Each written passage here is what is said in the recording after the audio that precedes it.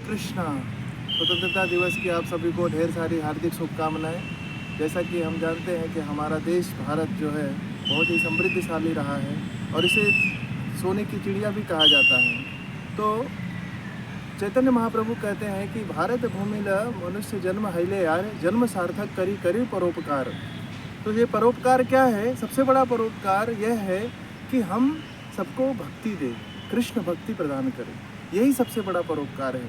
यदि हमने भारत भूमि में जन्म लिया है तो हमें और हमारा सबसे बड़ा कर्तव्य यही बनता है कि हमें लोगों को भी भक्ति प्रदान करना चाहिए। यदि हम स्वयं भक्ति ना करके दूसरों को भक्ति प्रदान नहीं कर रहे हैं तो समझिए कि हमारा भारत भूमि में जन्म लेना सार्थक सिद्ध नहीं होगा, क्योंकि अन्य देशों में ऐसा नहीं है। इस देश में इतनी खासियत है कि यहाँ पर विविधता में एकता है।